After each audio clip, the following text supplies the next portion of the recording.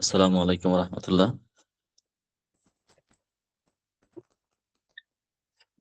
আউযু বিল্লাহি মিনাশ শাইতানির রাজিম। বিসমিল্লাহির রহমানির রহিম। সম্মানিত উপস্থিতি, আমার প্রিয় শিক্ষার্থী বন্ধুরা, আজকে আমরা যে টপিকটা আলোচনা করব আমাদের এটা হচ্ছে অনস, আমরা বলি জখম। এক কথায় বলতে গেলে জখম নিয়ে আজকে পড়বো। বিভিন্ন রকম ইনজুরি ঘটে, বিভিন্ন রকম ক্ষত তৈরি হয়, বিভিন্নভাবে আঘাত লাগে।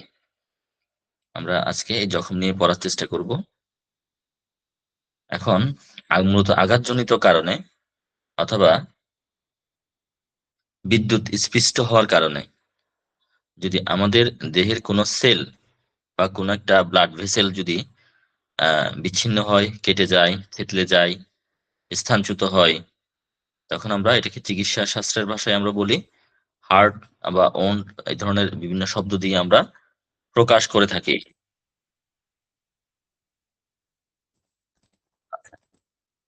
তো আমাদের এই চ্যাপ্টারে যে টপিক গুলো আছে, বিশেষ করে অ্যাব্রেশন, ব্রুইজ, ল্যাসারেশন, ইনসাইস্ট, ইনস, পেনিট্রেশন এবং পারফোরেশন, সেই সাথে গলা কাটা ক্ষতসমূহ এবং বন্দুকের গুলির জখম।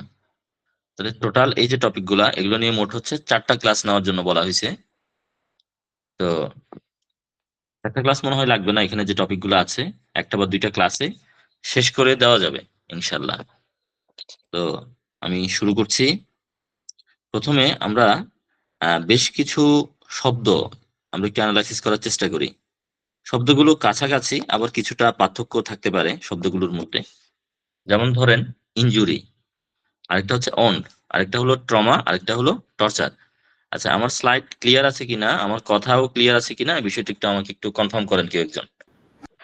জি স্যার, ক্লিয়ার আছে, সাইডও ক্লিয়ার। ঠিক আছে, ধন্যবাদ। আহ, কোথাও যদি স্লাইড লক হয়ে যায় বা আমার কথা যদি শুনতে অসুবিধা হয়, একটু একটু আমাকে বলবেন, মাইক অন করে আমাকে একটু জানাবেন। ঠিক আছে, আমি শুরু করছি তাহলে। প্রথমে হচ্ছে আমাদের ইনজুরি। ইনজুরি হচ্ছে, ধরেন অবৈধভাবে একজন মানুষ যখন আরেকজন মানুষকে যখন আহত করে, আঘাত দেয় শরীরে, মনে, হ্যাঁ, তার সম্মানে, তার সম্পত্তিতে বিভিন্নভাবে আঘাত করতে পারে, এটা হলো ইনজুরি। আর ওন্ড মানে হচ্ছে যে যখন এই আমাদের দেহের জীবন্ত টিস্যুতে কোনো একটা আঘাত লাগে, তখন আমরা সেটাকে বলি ওন্ড।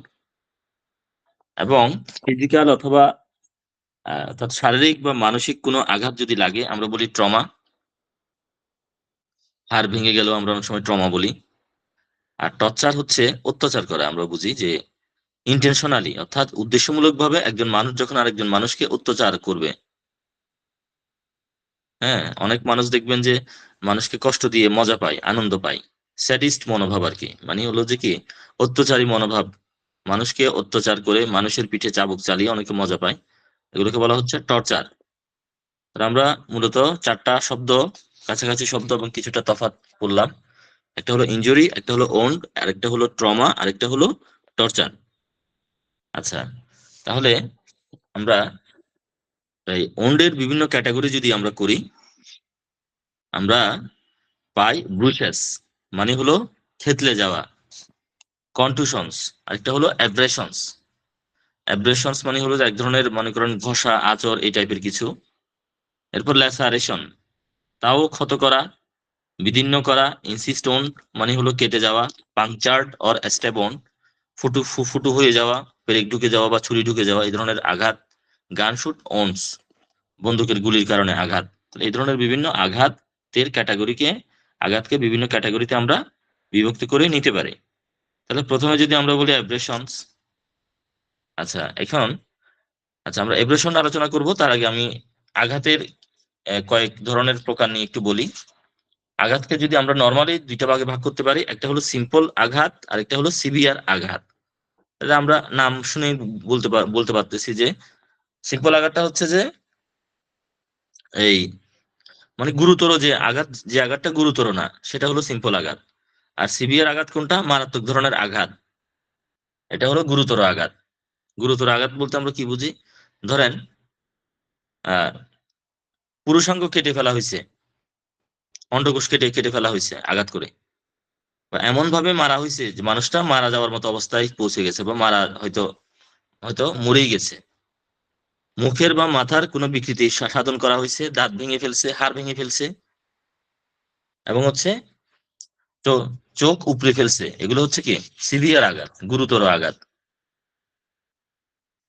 তাহলে আঘাতের মধ্যে আমরা অনেকগুলা আঘাত আমরা পাই। দেখেন আমি একটু আগে কয়েকটা বললাম।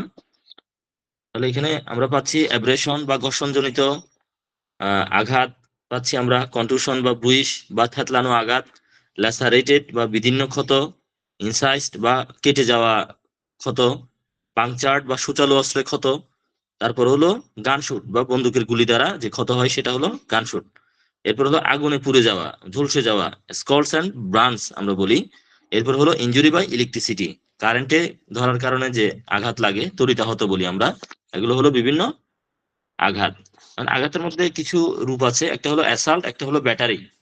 অ্যাসাল্ট মানে হচ্ছে যে অসৎ উদ্দেশ্যে প্রচন্ড ভাবে কাউকে যদি আক্রমণ করা হয়, এখন এই আক্রমণের কারণে যাকে আক্রমণ করা হয়েছে ওই ব্যক্তির কোনো ক্ষতি হোক বা না হোক, এই যে হামলা, এই হামলাটাকে বলা হবে অ্যাসাল্ট। আর ব্যাটারি মানে হচ্ছে অবৈধভাবে কাউকে আঘাত করা, মারা, এমনকি আঙুল দ্বারা অল্প একটু স্পর্শ করাকে ব্যাটারি বলে। আর হলো আর যেহেতু আমরা ফরেনসিক মেডিসিন পড়ছি, আমাদেরকে আরো কয়েকটা টার্ম বুঝতে হবে। একটা হলো অ্যান্টিমর্টেম আর একটা হলো পোস্টমর্টেম।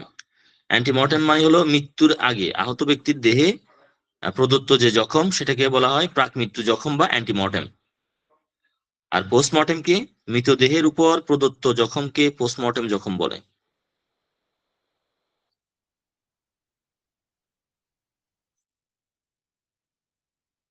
আচ্ছা, এখন এখানে অ্যান্টিমর্টেম এবং পোস্টমর্টেম জখমের গুরুত্ব আছে কিন্তু। ধরেন একটা মৃতদেহের মধ্যে আঘাতের চিহ্ন পাওয়া গেছে। এখন এই যে আঘাতটা, আপনি যদি একটা জীবিত মানুষের দেহে যদি আঘাত লাগে এবং সেই মানুষটা যদি মারা যায়, এটা চিহ্ন হবে এক ধরনের। আর একজন মানুষ অলরেডি মারা গেছে, সে মৃতদেহের মধ্যে আঘাত করা হয়েছে, এই চিহ্নটা কিন্তু আরেক ধরনের। অনেকে করে কি, কেউ একজন কোন একটা কারণে মারা গেছে, সে লাশের মধ্যে কোন একটা আঘাত করে বলে যে অমুকে এখানে আঘাত করে একে মেরে ফেলছে। তাহলে খেয়াল করে দেখেন, একটা হলো অ্যান্টিমর্টেম বা প্রাক মৃত্যুর আঘাত, আর একটা হলো পোস্টমর্টেম, মৃত্যু পরবর্তী জখম বা আঘাত। তাহলে আমরা যদি আঘাতের ধরনগুলো যদি না বুঝি, তাহলে কিন্তু এখানে ভুল বোঝাবুঝির একটা সম্ভাবনা থাকে, এবং মিথ্যা মামলায় মানুষকে ফাঁসানোর একটা সুযোগ তৈরি হয়। তাহলে মিথ্যা এবং বানোয়াট অভিযোগ যদি কেউ গঠন করে, তাহলে সেই আঘাতের ধরন, কারণ চিকিৎসকরা যদি বুঝতে পারেন, তাহলে সেটা আইনি একটা সাপোর্ট হিসেবে দাঁড়িয়ে যায়, নিরপরাধ ব্যক্তি মুক্তি পেয়ে যায়, শাস্তি এড়ানোর একটা চেষ্টা থাকে অনেকের।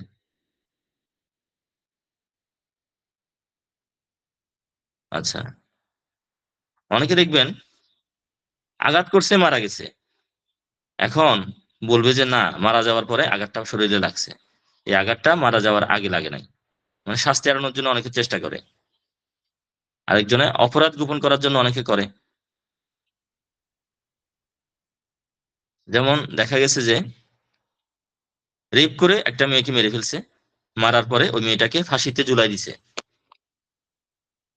তাহলে ওর গলার চিহ্নটা কিরকম হবে? একটা মৃতদেহকে যদি ফাঁসির দড়িতে ঝুলানো হয়, গলার মধ্যে কেমন চিহ্ন থাকবে? আর একটা জীবিত মানুষকে যদি ফাঁসির দড়িতে ঝুলানো হয়, তাহলে তার শরীরে বা গলায় কি ধরনের চিহ্ন থাকবে? এগুলো আমাদের বুঝতে হবে। তাহলে অপরাধ গোপন করার উদ্দেশ্যে অনেকে এই কাজগুলো করে থাকে, প্রমাণ নিচ্ছিন্ন করার জন্য। সে কারণে আমাদের অ্যান্টিমর্টেম এবং পোস্টমর্টেমের যে জখম, এই জখমগুলার গুরুত্ব আমাদেরকে বুঝতে হবে। এখন আমরা যদি পার্থক্যগুলো যদি দেখি, অ্যান্টিমর্টেম এবং পোস্টমর্টেম জখমের পার্থক্যগুলো যদি আমরা দেখি, আমরা দেখব যে অ্যান্টিমর্টেমের ক্ষেত্রে ক্ষতস্থানে প্রদাহের চিহ্ন দেখা যাবে। আর হলো আহ পোস্টমর্টেমের ক্ষেত্রে আমরা দেখব ক্ষতস্থানে প্রদাহের চিহ্ন দেখা যাবে না। অ্যান্টিমর্টেমে এপিথেলিয়াল ড্যামেজ থাকবে, পোস্টমর্টেমে এপিথেলিয়াল ড্যামেজ থাকবে না। আর অ্যান্টিমর্টেমে সেরাম এক্সুডেশন বর্তমান থাকবে, পোস্টমর্টেমে সেরাম এক্সুডেশন থাকবে না। এরপর অ্যান্টিমর্টেমের ক্ষেত্রে টিস্যুর মধ্যে রক্ত জমাট বেঁধে থাকে, আর পোস্টমর্টেমের মধ্যে টিস্যুর মধ্যে রক্ত জমাট বেঁধে থাকে না। অ্যান্টিমর্টেমের মধ্যে অ্যানচাইমোসিস দেখা যায়, পোস্টমর্টেমের মধ্যে অ্যানচাইমোসিস দেখা যায় না। এই ধরনের কিছু পার্থক্য আছে, পার্থক্যগুলো আমাদেরকে বুঝতে হবে। আর জখমের অনেকগুলো কারণ থাকতে পারে, এই যে আঘাতগুলো বললাম, bruise, abrasion, laceration, incised, wounds, puncture, gunshot, যাই বলি না কেন, এগুলোর অনেকগুলো কারণ থাকতে পারে। যেমন এখানে তাৎক্ষণিক বা প্রত্যক্ষ কারণ থাকতে পারে, অতিরিক্ত রক্তক্ষরণের কারণে হতে পারে, গুরুত্বপূর্ণ অঙ্গ যেমন মাথায় আঘাত লাগছে, হার্টে আঘাত, লাংয়ে আঘাত, লিভারে আঘাত, কিডনিতে আঘাত, হ্যাঁ, এগুলো হলো তাৎক্ষণিক কারণ। এবং শকের কারণে, মানসিক উত্তেজনায়, হৃৎপিণ্ডের উপর আঘাত, পেটের মধ্যে আঘাত, এগুলোর জন্য কিন্তু কি হতে পারে, মানুষের এই জখম হতে পারে। আর বিলম্বিত এবং পরোক্ষ কিছু কারণ থাকতে পারে, গ্যাংগ্রিন থাকতে পারে, টিটেনাস, অপারেশনের কারণে হতে পারে আঘাত, জখমে পছন্দরের কারণে হতে পারে, আর বিভিন্ন রকম রোগের কারণে হতে পারে, peritonitis, meningitis, encephalitis, septicaemia, pneumonia, এগুলোর জন্য হতে পারে। তাহলে প্রথমে আমরা কি নিয়ে আলোচনা করব আজকে? আঘাতের মধ্যে আমরা অ্যাব্রেশনস নিয়ে আলোচনা করব। এটা হলো friction injury removing skin or tissue. Friction মানে হচ্ছে ঘষা।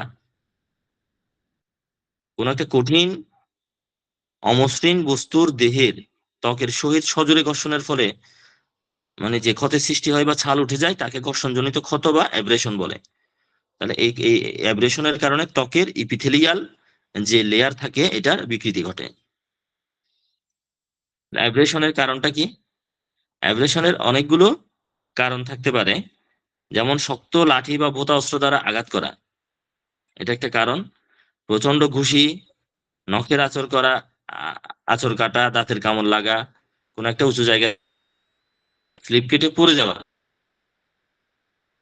সাথে হেঁচড়ে টেনে নিয়ে গেছে কেউ, টানতে টানতে নিয়ে গেছে, চুল ধরে টানতে টানতে নিয়ে গেছে, মাটির সাথে ঘষা লাগতে লাগতে ছিঁড়ে গেছে, ঘষা লেগে ছিঁড়ে গেছে, এটাই হলো কি অ্যাব্রেশন।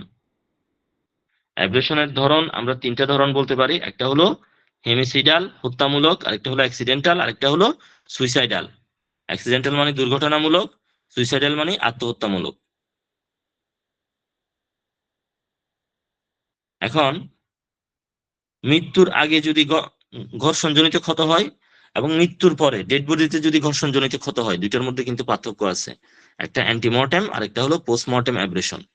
অ্যান্টিমর্টেম অ্যাব্রেশনের মধ্যে হলো রক্ত সঞ্চালন বৃদ্ধির চিহ্ন পাওয়া যায়, আর মৃত্যু পরবর্তীতে রক্ত সঞ্চালন বৃদ্ধির কোনো চিহ্ন পাওয়া যায় না। ধরেন একজন জীবিত ব্যক্তি কোথাও ঘষা লেগে ছিঁড়ে গেছে, ধরেন ফুটবল খেলতে গেছে বা ফ্লোরে স্লিপ কেটে পড়ে কোনো ইটের সাথে ঘষা লাগছে, হ্যাঁ, সেখানে দেখবেন রক্তপাত ঘটবে, রক্ত পড়বে। কিন্তু মৃত মানুষের শরীরে কোথাও আঘাত লাগলেও কিন্তু সেখানে রক্ত চলাচল হবে না। তাহলে আমরা প্রাক মৃত্যু বা অ্যান্টিমর্টেমের ক্ষেত্রে, অ্যাব্রেশনের ক্ষেত্রে আমরা পাচ্ছি যে রক্তরস বা সেরাম নির্গমন হয়। পোস্টমর্টেম বা মৃত্যু পরবর্তী লক্ষণে আমরা পাচ্ছি যে অ্যাব্রেশনের ক্ষেত্রে রক্তরসের নির্গমন হয় না।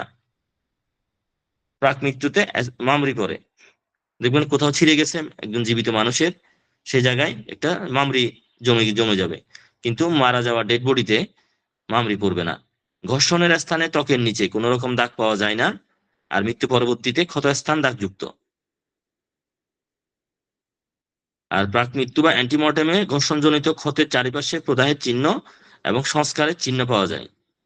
ধরেন আপনার কোন একটা জায়গা ছিঁড়ে গেছে, সেখানে আপনি ব্যান্ডেজ দিবেন বা সেটার যত্ন নেবেন, বা সেখানে নতুন করে টিস্যু তৈরি হবে। কিন্তু একজন মৃত মানুষের দেহে যদি কোথাও ছিঁড়ে যায়, সেখানে নতুন করে ক্ষতটা ভর্তি হবে না, রিপেয়ার হবে না, সেখানে সে রিপেয়ারের কোনো চিহ্ন পাওয়া যাবে না।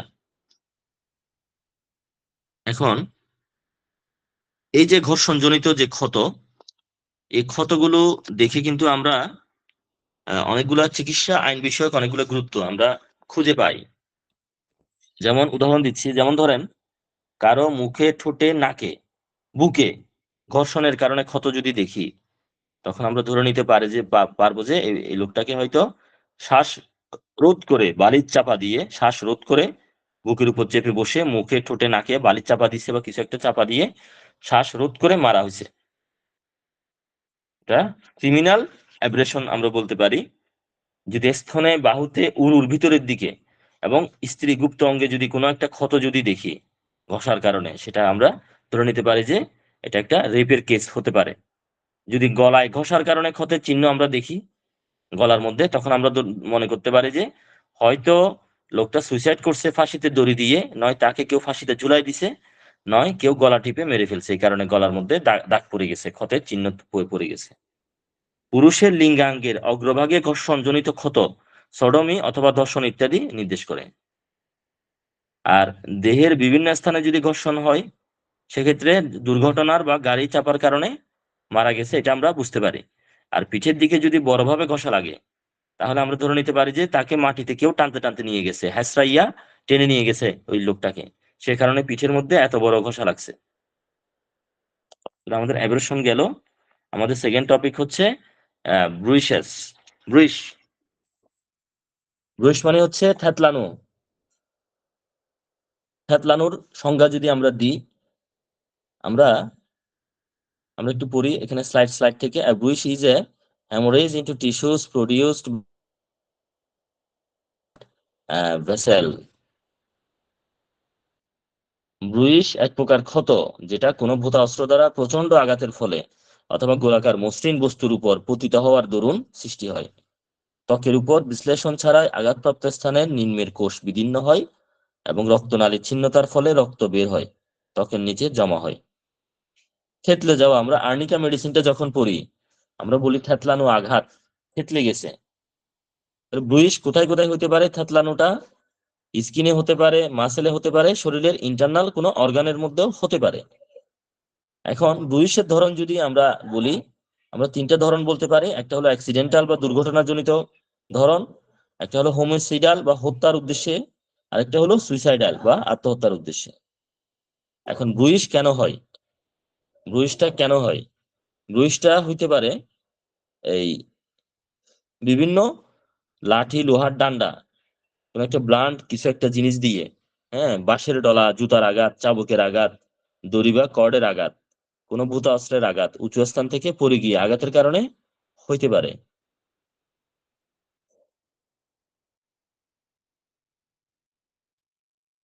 এরপর হচ্ছে কেউ ধরেন কাউকে কামড়ে দিছে, কামড়ানোর কারণেও কিন্তু থ্যাতলানো অবস্থা তৈরি হতে পারে। এখন থ্যাতলানোর বৈশিষ্ট্য কি কি দেখি আমরা।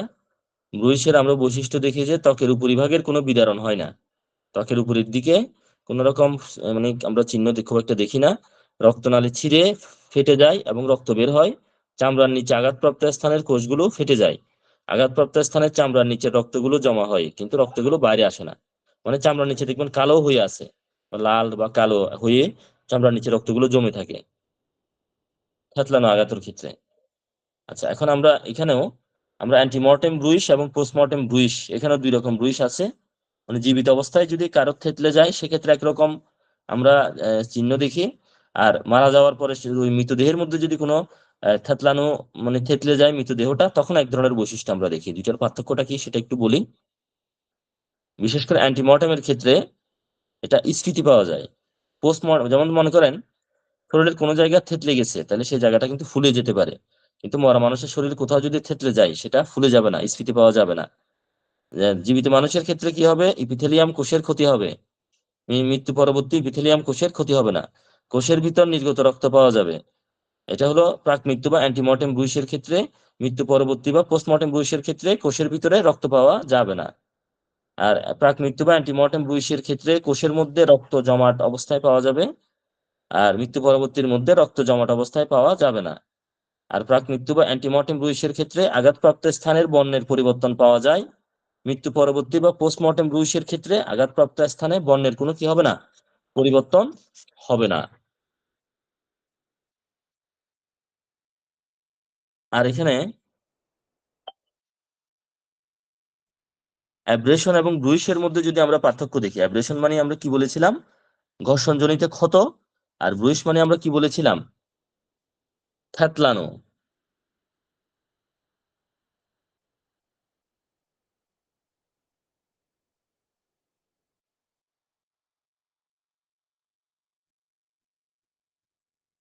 তাহলে আমরা অ্যাব্রেশন এবং ব্রুইসের মধ্যে পার্থক্যগুলো যদি দেখি, তাহলে আমরা দেখব অ্যাব্রেশন বা ঘর্ষণজনিত ক্ষতে ত্বকের এপিথেলিয়াল স্তরের বিকৃতি ঘটে। ব্রুইসের ক্ষেত্রে হলো ইহাতে ত্বকের নিম্নে আঘাতপ্রাপ্ত স্থানের কোষ বিদারিত হয়। অ্যাব্রেশন বা ঘর্ষণজনিত ক্ষতে আমরা দেখব যে এই ক্ষত হইতে রক্তরস বের হয়, আর ব্রুইসের ক্ষেত্রে রক্তরস বের হয় না। অ্যাব্রেশন বা ঘর্ষণ জনিত ক্ষতে ঘর্ষণের স্থানে ত্বকের উপর ক্ষত সৃষ্টি হয়, আর ত্বকের নিচে কোনো প্রকার দাগ পাওয়া যায় না। আর থ্যাতলানোর ক্ষেত্রে ত্বকের নিচে কোষের মধ্যে নির্গত রক্ত জমাট অবস্থায় পাওয়া যায়। অ্যাব্রেশন বা ঘর্ষণজনিত ক্ষতে রক্ত সঞ্চালন বৃদ্ধির চিহ্ন পাওয়া যায়, আর ব্রুইস বা থ্যাতলানোর ক্ষেত্রে রক্ত সঞ্চালন বৃদ্ধির চিহ্ন পাওয়া যায় না। অ্যাব্রেশন বা ঘর্ষণজনিত ক্ষতে ক্ষতের উপর মামড়ি পড়ে, ব্রুইস বা থ্যাতলানো জায়গায় মামড়ি পড়ে না।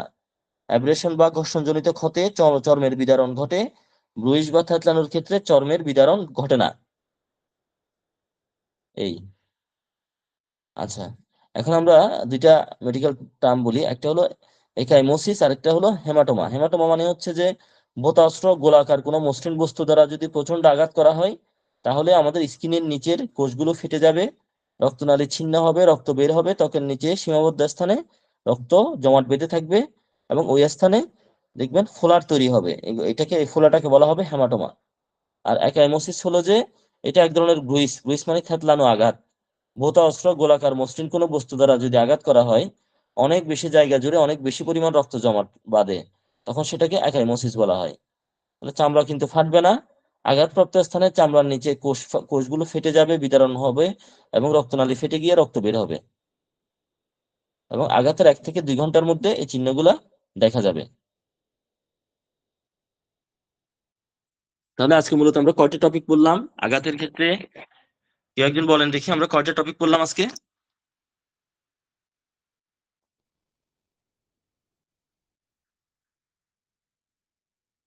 কেউ কি বলতে পারবেন? আমরা 2টা টপিক বললাম, একটা হলো অ্যাব্রেশন বা ঘর্ষণজনিত ক্ষত, আর একটা হলো ব্রুইশ বা থ্যাতলানো। এই 2টা টপিক আপনারা ক্লিয়ার হয়েছেন কিনা একটু আমাকে বলেন।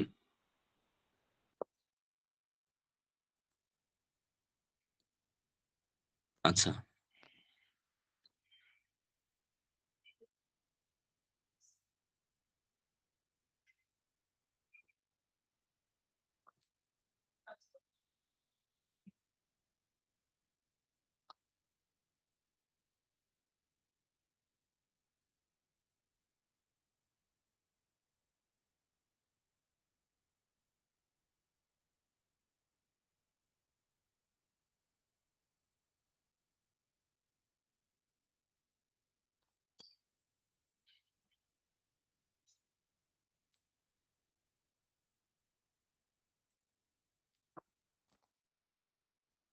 তাহলে আজকে আমরা টোটাল 2টা বিষয় বিষয় নিয়ে পড়লাম, একটা হলো কি অ্যাব্রেশন, আর একটা হলো ব্রুইস।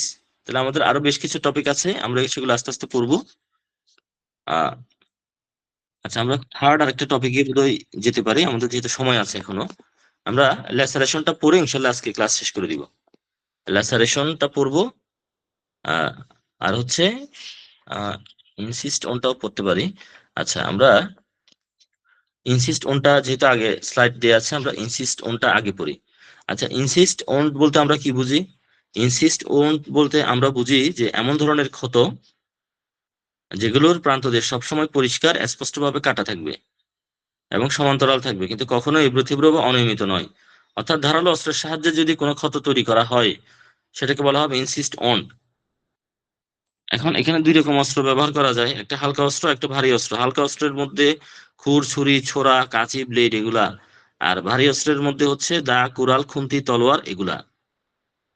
এবং ইনসিস্টন বা কর্তৃত ক্ষতের ধরন বা প্রকৃতি যদি আমরা দেখি, আমরা দেখবো যে হত্যার উদ্দেশ্যে, দুর্ঘটনামূলক বা অ্যাক্সিডেন্টাল কারণে এবং সুইসাইডাল কারণে এই ইনসিস্ট অন বা কর্তৃত ক্ষত হতে পারে। আচ্ছা, ইনসিস্ট অন বা কর্তৃত ক্ষতের বৈশিষ্ট্য আমরা কি কি দেখি? আমরা অনেকগুলো বৈশিষ্ট্য আমরা দেখি। আমরা এই ধারালো অস্ত্র যদি ব্যবহার করা হয়, ধারালো অস্ত্র কোনো এবড়ো থেবড়ো হবে না, কাটাটা তো প্লেন ভাবে কাটবে একদম। ক্ষতস্থানের মুখ পরিষ্কার ভাবে কাটা দেখা যাবে, ফাঁক হয়ে থাকবে। যে অস্ত্রের দ্বারা কাটা হবে সেটার প্রান্তের বিস্তারের চাইতে ক্ষতের বিস্তার বেশি হবে। ক্ষতের 2 প্রান্তের মধ্যবর্তী ফাঁক, পেশির অবস্থান, সংকোচনশীলতা এগুলোর উপর নির্ভর করে। গলা এবং বুকের ক্ষত ব্যতীত সর্বত্র ক্ষতের দৈর্ঘ্য, প্রস্থ, গভীরতার চাইতে বেশি হবে।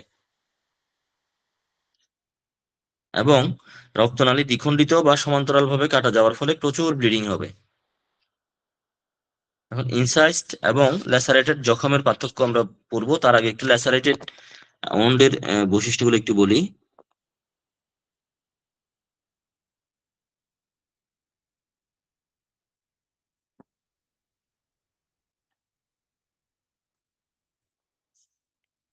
আচ্ছা, আমাদের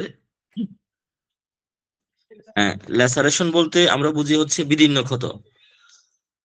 বিদীর্ণ ক্ষত আমরা নাম শুনে বুঝতে পারতেছি, এখানে মূলত হচ্ছে যে আঘাতপ্রাপ্ত স্থানের ত্বক এবং নমনীয় কোষগুলোর যদি ছিন্নতা প্রাপ্তি ঘটে এবং ক্ষতের প্রান্তদেশ এবড়ো থেবড়ো অসমতল এবং অনিয়মিত আকার ধারণ করে, তখন সেটাকে আমরা বলি ল্যাসারেশন। এখন ল্যাসারেশনের অনেকগুলো কারণ থাকতে পারে। লাঠি, লোহার রড, ইট এগুলো ভোঁতা অস্ত্রের আঘাতের কারণে হইতে পারে। তারপর হলো কোন একটা মেশিনের মধ্যে মানে পিষে গেছে এরকম হইতে পারে, যেমন গাড়ির চাকার নিচে পড়ে পিষে গেছে এরকম হইতে পারে, সড়ক দুর্ঘটনায় আহত হতে পারে, অসমতল অথবা শক্ত বস্তুর উপর পড়ে গিয়ে ল্যাসারেশন হতে পারে, উঁচু স্থান থেকে পড়ে গিয়েও ল্যাসারেশন হতে পারে। এখন ল্যাসারেশনের বৈশিষ্ট্য কি, আমরা দেখবো যে চামড়া ছিঁড়ে যাবে, ক্ষতের প্রান্তদেশ এবড়ো থেবড়ো হয়ে যাবে, অসমতল অনিয়মিত থাকবে এবং ত্বকের নিচে নমনীয় কোষ অসমভাবে বিদীর্ণ এবং ক্ষতের চারপাশে ত্বকের উপরিভাগ ফুলে যাবে এবং ক্ষতের মধ্যে অনেক সময় অসঙ্গত বস্তু ফরেন বডি পাওয়া যাবে। প্রচন্ড আঘাতের ফলে আহত স্থানের হাড্ডি ভেঙে যেতে পারে, এক্স রে করতে দিলে হাড়ে ভাঙা দেখা যাবে এবং রক্তনালী পেশনের ফলে রক্তক্ষরণ খুব কম হবে এবং স্ক্যাল্পের এবং টেম্পোরাল ক্ষতে রক্তক্ষরণ খুব বেশি হবে। ল্যাসারেশন ক্ষতের ধরন তিন ধরনের আমরা পাই, একটা অ্যাক্সিডেন্টাল বা দুর্ঘটনামূলক, আরেকটা হলো হোমোসাইডাল বা হত্যার উদ্দেশ্যে, আরেকটা হলো কি সুইসাইডাল বা আত্মহত্যার উদ্দেশ্যে। এখন আমরা ইনসাইজড অন বা কর্তিত ক্ষত এবং ল্যাসারেশন অন বা বিদীর্ণ ক্ষতের পার্থক্যটা একটু জানবো। আমরা ইনসাইস্টের ক্ষেত্রে আমরা ধারালো কি খুর, ছুরি, কাঁচি, ব্লেড, দা, অস্ত্র এগুলো দ্বারা ক্ষত সৃষ্টি হয়। আর ল্যাসারেটেড ক্ষেত্রে আমরা দেখি ভোঁতা অস্ত্র যেমন লাঠি, ইট, লৌহদণ্ড এগুলো দ্বারা বা পিষ্ট হয়ে কোনো ক্ষত তৈরি হয়। তাহলে ইনসাইস্টের ক্ষেত্রে কি ধারালো অস্ত্র, ল্যাসারেটেড ক্ষেত্রে কি ভোঁতা অস্ত্র। ইনসাইস্টের ক্ষেত্রে আমরা দেখি ক্ষতস্থান সমান্তরাল, নিয়মিত, স্পষ্টভাবে কাটা থাকে, কখনো এবড়ো থেবড়ো হয় না। ল্যাসারেটেড ক্ষেত্রে আমরা দেখি ত্বকের নিম্নের নমনীয় কোষ অসমভাবে বিদীর্ণ হয়, ক্ষতের প্রান্তদেশ এবড়ো থেবড়ো, অসমতল এবং অনিয়মিত হয়ে থাকে। ইনসাইস্টের ক্ষেত্রে দেখা যাবে চামড়া ছিঁড়ে যায়, ল্যাসারেটেড ক্ষেত্রে দেখা যায় যে চামড়া পরিষ্কার কাটা থাকে ও ক্ষতের মুখ ফাঁক হয়ে থাকে। আর আমরা ইনসাইস্টের ক্ষেত্রে আমরা দেখি রক্তনালী পেশনের ফলে রক্তক্ষরণ কম হয়, আর ল্যাসারেটেড ক্ষেত্রে আমরা দেখি রক্তনালী দ্বিখণ্ডিত সমান্তরাল ভাবে কাটা যাওয়ায় প্রচুর রক্তক্ষরণ হয়। আজকে আমরা আমাদের আলোচনা এতটুকুতেই আমাদের আলোচনা থাক, যেহেতু আমাদের আরো 3-4টা ক্লাস নিতে হবে, আমরা এগুলো ডিটেল সামনের ক্লাসগুলো ইনশাআল্লাহ আরো ডিটেল আলোচনা করব। তো সবার সুস্বাস্থ্য কামনা করে আলোচনা এখানে ইতি টানছি। আসসালামু আলাইকুম।